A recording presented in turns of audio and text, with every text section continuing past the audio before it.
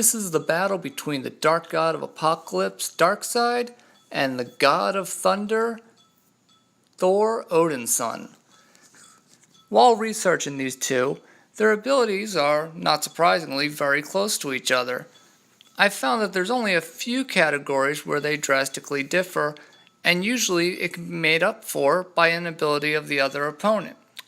Looking at strength, they're both pretty much even, one being able to overpower Superman at times, and the other showing that he could overpower the Hulk. Two incredibly powerful beings that are at the top of the list for strength in their universes, shown right there to be overpowered by these two. Then you have the Odin Force and Mjolnir, which can do a variety of things. None of these things are more powerful than what Darkseid can do with his Omega Beams though, except for one, and that would be Thor's God Blast. And while Thor's God Blast may seem like a trump card he holds in his pocket, it's not going to give him the win in this fight.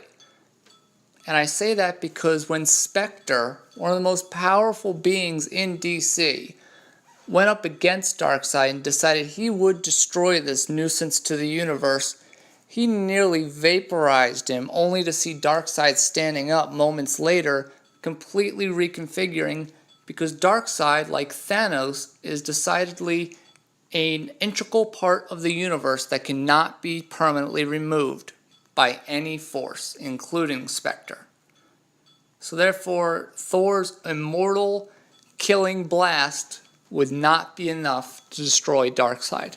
Just like Darkseid's Omega Sanction would not be able to trap Thor in the endless hells that it produces, because characters like Superman have been able to resist this before, and Thor, just by the nature of him being a god and understanding these cosmic level attacks better than Superman himself, and being at a similar level of power to Superman, he should be able to resist it just as well.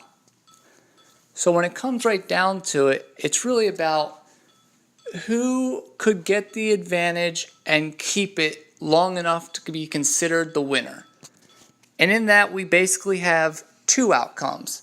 Thor has shown himself to be faster, or at least demonstrably faster by his feats in the comic books, than Darkseid. And his God Blast does seem powerful enough to injure Darkseid, even if it can't put him down for good. Darkseid's fought people like Superman, and while he has been able to win on occasion, it's usually shown that the damage produced by Superman is enough to injure Darkseid to where Darkseid's not willing to continue the fight. So if we were to have these two fight, and it was just until victory of that one battle, and there was a way to retreat, Thor would decidedly be the winner there. There's only one real weakness in Thor's durability, and that would be with stabbing weapons. This is something Darkseid does not normally carry, and therefore would not be able to have in this battle. Darkseid, on their end, only has one real weakness, and that's Radion. But while that is his only weakness, Thor does possess the ability to cause him severe damage in other ways. His energy blast and Mjolnir itself should be enough to damage Darkseid. So in a fight, one-on-one, where they can leave if they feel they're going to lose, Thor would be the winner, being able to land more strikes with his superior speed, with his better battle ability, his combat experience. Because even though Darkseid is an expert combatant, he doesn't use it that much, preferring to be in the back, always controlling things from the background, ordering his army, and using even heroes like pawns. While Thor has an army, he chooses to lead it from the front, never backing down from a fight, and never throwing people in front of it. That's something he would rather do himself. The only time that Thor would lose against Darkseid in a straight-up fight would be if you had to fight to the death. Thor is not a totally immortal character. Thor can be damaged by a variety of things and can be injured as time goes on more easily than he was in the beginning. His warrior's madness would not give him an instant win, because no matter what he does to Darkseid, as I've said before, he cannot permanently put him down. Darkseid, on the other hand, will have a long fought battle where he will probably have his head taken off many times. But in the end, it's hard to see how he could lose given how fast he was able to reform himself after that shot by the Spectre. And to the death, I imagine he would be using all of his powers to the fullest.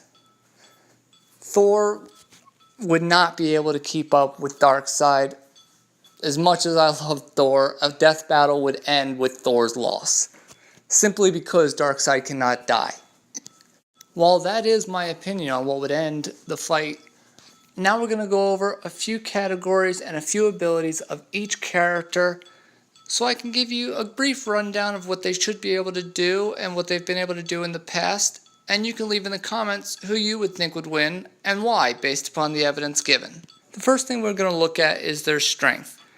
And while Darkseid lacks feats, while Thor has a great amount of feats, their strength seems to be on par with each other.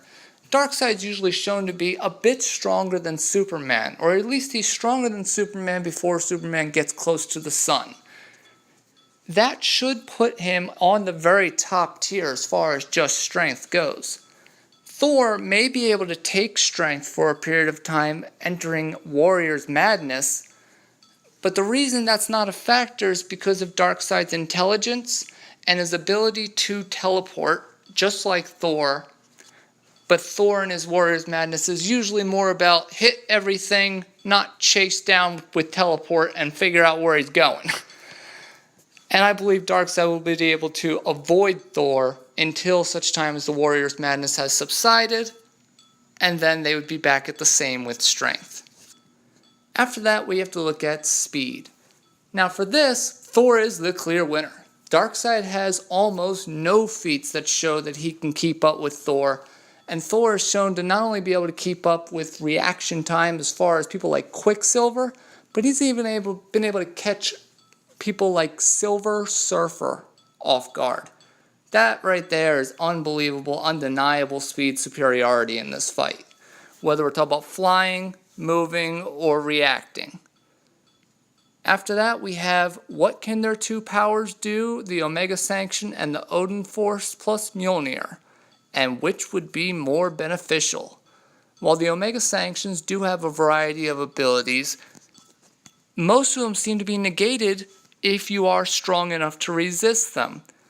Even Superman is hurt, but he does not get put into alternate realities, and he's very, very rarely shown to be instantly incapacitated by the Omega Sanction. Thor, on the other hand, can produce much more powerful blasts and control the weather and do all types of things with the Odin Force and Mjolnir. Mjolnir, I believe, is decidedly a more powerful weapon, while it is less versatile because Darkseid's Omega Beams seem to be able to do everything. I think that Thor's Odin Force and Mjolnir would be the more beneficial group of weapons and power to have because they have the ability to put out more powerful energy blasts. For that one reason, that category must also go to Thor. Combat experience and combat ability also goes to Thor. Thor is much more experienced because he chooses to lead from the front while Darkseid's always in the back. These are all things that cannot be ignored. Durability. When it comes to durability, it goes to Darkseid. And it goes to Darkseid for one reason only, and that's his ability to regenerate. And while Thor shares this ability, it is not nearly as great as Darkseid's. Thor also gets damaged and continues to be damaged throughout fights.